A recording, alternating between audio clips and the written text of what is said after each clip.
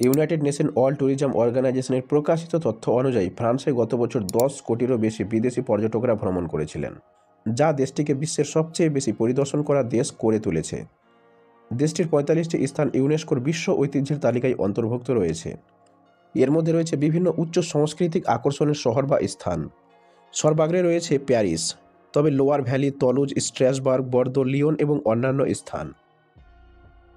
সৈকত, সমুদ্র তীরবর্তী resort, ski resort, সেই সাথে গ্রামীণ অঞ্চল, যা অনেকেই তাদের সৌন্দর্য এবং প্রশান্তির জন্য উপভোগ করে। ছোট ছোট উন্নত ঐতিহ্যবাহী মনোরম ফরাসি গ্রামগুলি পর্যটকদের এক অন্য পর্যায়ে মনোমুগ্ধ করে। দেশটির মোট জিডিপির প্রায় 10% আসে এই ভ্রমণ ও পর্যটনের দ্বারা, যেখানে ভারত পর্যটন শিল্পের দ্বারা তার জিডিপির 5% এবং বাংলাদেশ মাত্র 3% অবদান রাখে। আজকের আলোচনার মাধ্যমে আপনি জানতে পারবেন ফ্রান্সে পর্যটকদের আকর্ষণের কারণ এবং উন্নত ও ঐতিহ্যবাহী পরিবেশ সম্পর্কে।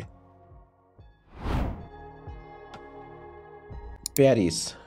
পশ্চিম ইউরোপে অবস্থিত ফ্রান্সের রাজধানী শহর হল প্যারিস। এই শহরের আইফেল টাওয়ার নিঃসন্দেহে বিশ্বের সবচেয়ে অর্থপ্রদানকারী আকর্ষণ। প্রতি বছর 7 মিলিয়ন অর্থাৎ 70 লক্ষেরও বেশি মানুষ এই স্থানটি পরিদর্শন করেন। টাওয়ারটিতে রয়েছে একটি জাদুঘর, বেশ কয়েকটি রেস্তোরাঁ এবং গুস্তাভ আইফেল নামক একটি রিসেপশন রুম, যা ব্যবসায়িক সম্মেলন, প্রদর্শন, সাংস্কৃতিক অনুষ্ঠান এবং সামাজিক সমাবেশের জন্য জায়গা প্রদান করে।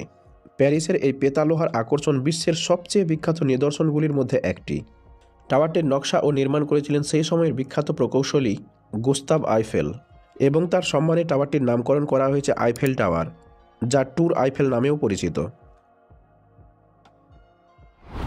ফরাসি সরকার যখন 1989 খ্রিস্টাব্দে ফরাসি বিপ্লবের শতবর্ষ উদযাপনের জন্য আন্তর্জাতিক প্রদর্শনীর আয়োজন করেছিলেন, তখন একটি উপযুক্ত স্মৃতিস্তম্ভের নকশার জন্য একটি প্রতিযোগিতা অনুষ্ঠান করে 100টিরও বেশি পরিকল্পনা জমা দেওয়া হয়েছিল। তবে বিখ্যাত সেতু প্রকৌশলী গুস্তাভ আইফেলের নকশাটি বেছে নেওয়া হয়।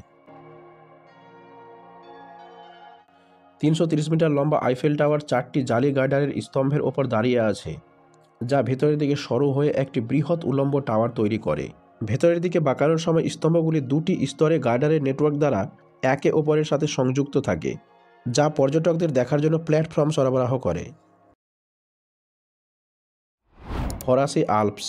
দক্ষিণ পূর্ব ফ্রান্সের একটি পর্বতশ্রেণী হল ফরাসি আল্পস। এর মনোমুগ্ধকর প্রাকৃতিক দৃশ্য, বিশ্বমানের স্কি রিসর্ট এবং সমৃদ্ধ ঐতিহ্যের জন্য বিখ্যাত। ইতালি এবং সুইজারল্যান্ডের সীমান্ত বরাবর বিস্তৃত এই প্রতীকী অঞ্চলটি বৃহত্তর আল্পস পর্বতমালার অংশ ও ইউরোপের কিছু সর্বোচ্চ শৃঙ্গের আবাসস্থল, যার মধ্যে রয়েছে মন্ট ব্ল্যাঙ্ক, 4807 মিটার উচ্চতায় অবস্থিত পশ্চিম ইউরোপের সবচেয়ে উঁচু পর্বত। ফ্রান্সের আল্পস বহিরঙ্গিন উৎসাহীদের জন্য একটি স্বর্গ। শীতকালে অঞ্চলটি একটি তুষারবৃত্ত আশ্চর্যভূমিতে রূপান্তরিত হয়, যা স্কিয়ার এবং স্নোবোর্ডারদের চ্যামনিক, স্কর্চেভেল এবং ভ্যালি ডিসেরের মতো বিখ্যাত রিসর্টগুলিতে আকর্ষণ করে। এই গন্তব্যগুলি নির্মল ঢাল, চ্যালেঞ্জিং ট্রেল এবং বিলাসবহুল সুযোগ সুবিধা প্রদান করে, যা শীতকালীন ক্রীড়াপ্রেমীদের বিশেষ আকর্ষণ হয়ে ওঠে। গ্রীষ্মকালেও আল্পস পর্বতমালা এক ভিন্ন ধরনের আকর্ষণ প্রকাশ করে। তুষার গলে যাওয়ার সাথে সাথে হাইকিং, পর্বত বাইকিং এবং রক ক্লাইম্বিং জনপ্রিয় কার্যকলাপ হয়ে ওঠে, যা সবুজ তৃণভূমি, স্বচ্ছ হ্রদ এবং প্রাণবন্ত বন্যফুল প্রকাশ করে। ট্যুর মন্ট ব্ল্যাঙ্ক একটি বহুদিনের ট্রেকিং, যা মন্ট ব্ল্যাঙ্ক পর্বতমালাকে ঘিরে বিশ্বের সবচেয়ে আইকনিক হাইকিং রুটগুলির মধ্যে একটি তৈরি করে। প্রাকৃতিক আকর্ষণের বাইরেও ফরাসি আল্পস ইতিহাস এবং সংস্কৃতিতে ডুবে রয়েছে। অ্যানেসি এবং ম্যাগেভেরের মতো ঐতিহ্যবাহী আলপাইন গ্রামগুলি তাদের মনোমুগ্ধকর স্থাপত্য, স্থানীয় বাজার এবং মনোরম খাবারের মাধ্যমে এই অঞ্চলের ঐতিহ্যের একটি ঝলক দেখায়। ফন্ডো, র্যাকলেট এবং চার্টোফেল্ডের মতো খাবারগুলি আলপাইন জীবনযাত্রার প্রতিফলনকে প্রতিফলিত করেছে। এই অঞ্চলটি পর্বত আরোহণের ইতিহাসেও গুরুত্বপূর্ণ ভূমিকা পালন করেছিল, যেমন যাকে আলপিনিজমের রাজধানী বলা হয়। এখানে 1928 সালে প্রথম শীতকালীন অলিম্পিক আয়োজন করা হয়েছিল, যা পর্বত আরোহী ও অভিযাত্রীদের জন্য একটি কেন্দ্র হিসাবে রয়ে গেছে। এর নিরন্তর আবেদন বিশ্বজুড়ে পর্যটকদের বারবার আকর্ষণ করে।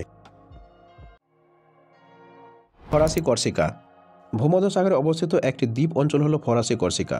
পর্যটকদের দৃষ্টিকোণ থেকে কর্সিকা তার আশ্চর্য প্রাকৃতিক সৌন্দর্য, সমৃদ্ধ ইতিহাস এবং ফরাসি ও ইতালীয় প্রভাবের জন্য বিখ্যাত। যারা বিলাসিতা খুঁজছেন তাদের জন্য কর্সিকা উচ্চমানের রিসর্ট, স্পা এবং ইয়েট চার্টার অফার করে।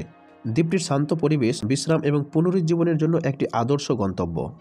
ফ্রেঞ্চ কর্সিকা একটি বৈচিত্র্যময় এবং মনোমুগ্ধকর গন্তব্য, যা অ্যাডভেঞ্চার প্রেমী থেকে শুরু করে ইতিহাসপ্রেমী পর্যন্ত ভূমধ্যসাগরের প্রাকৃতিক সৌন্দর্য উপভোগ করতে ও আরাম করতে চাওয়া সকল ধরনের ভ্রমণকারীদের জন্য একটি স্বর্গস্বরূপ। ফরাসি রিভেরা। ফরাসি রিভেরা হল ফ্রান্সের দক্ষিণে অবস্থিত একটি মনোমুগ্ধকর অঞ্চল।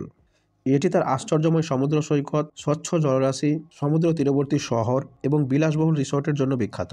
এর একটি দীর্ঘ ও আকর্ষণীয় ইতিহাস রয়েছে এবং এটি শতাব্দীর পর শতাব্দী ধরে শিল্পী, লেখক এবং সেলিব্রিটিদের জন্য একটি জনপ্রিয় গন্তব্যস্থল।